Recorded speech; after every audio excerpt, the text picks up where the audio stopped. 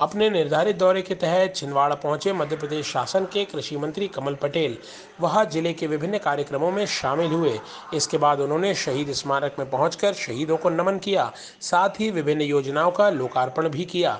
Media से बात करते हुए उन्होंने पूर्व मुख्यमंत्री कमलनाथ की तुलना गुलशन ग्रोवर से की और कहा कि जिस तरह सरकार आने के बाद कमर में हाथ डालने के बाद कमलनाथ अभिनेत्री को घूर रहे थे, उससे अंदाजा लगाया जा सकता है कि वह भी गुलशन ग्रोवर से कम नहीं।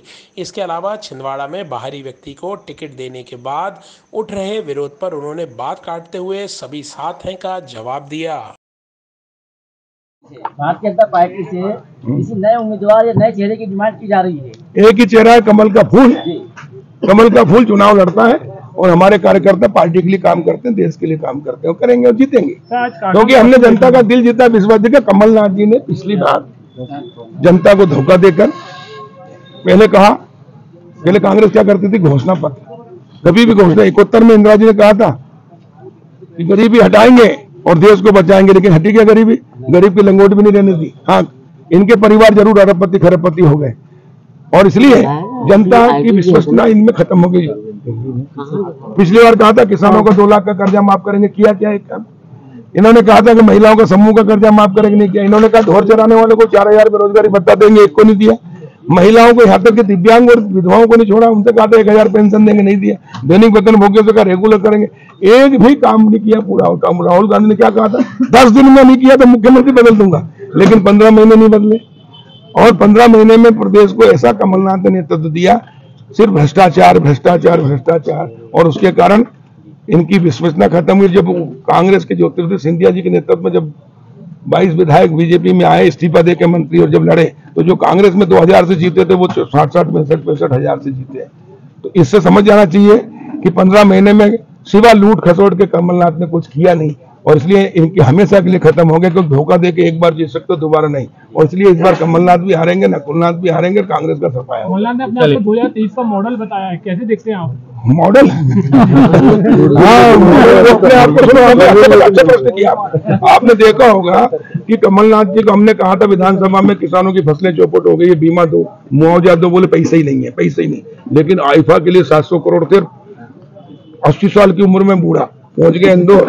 और सुष्मिता, मैं बता रहा हूँ हकीकत, सुष्मिता जैकलिन और सलमान खान, और उसकी कमर में हाथ डाल के फोटो खींचे, कोई घूर के ऐसे देख रहा तो खाई जाएगा। यानी गुलशन ग्रोवर को देख लो, कमलनाथ को देख लो, एक दूसरे के बढ़िया जुड़े ना जुड़े। और इसलिए प्रदेश की जनता, और कितने नकली है और कितने ठगने वाले ठगनाथ हैं कि जब चुनाव आया तो कहा कि अब आपकी सफाया होना है, तो इनको बागेश्वर धाम याद आ गया। बागेश्वर जी की कथा कराई और भगवा दुपट्टा पहले जिस भगवा को देखते उसे नफरत करते थे। राम जी काल्पनिक कहते थे, राम सेतु को कहते मानव निर्मित नहीं है। घोर जो नास्तिक थे वो वास्तविक हो गए। और ये भी हमारी जीत है, हमारी विचारधारा की जीत है, क्योंकि हिंदुस्तान की जनता अब समझ गई है।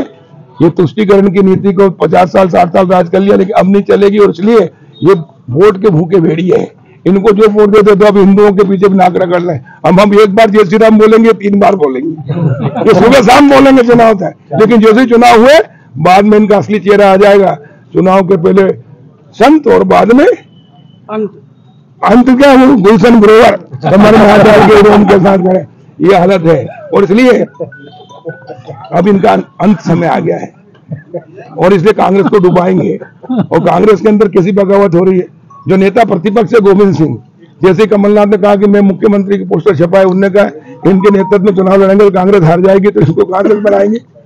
आज जीतू पटवारी और ज्योतिरादित्य सिंधिया जी ने भी क्यों आए बीजेपी में? इनको कहा था उन्होंने कि अपन ने, अरे सुनो, उन्होंने कहा कि कमलनाथ जी अपन ने जो जनता से वचन दिए पूरे करो। तो कमलनाथ जी ने क्या जवाब दिया उनको? बोले आज तक कांग्रेस ने कौन से वचन पूरे कर दिए जो अपन करेंगे? बोले जनता है, इनको तो बेवकूफ बना के जीतना था, अब आ गए, अब सत्ता आगे, खाओ पियो हाथ मताओ मजे मारो।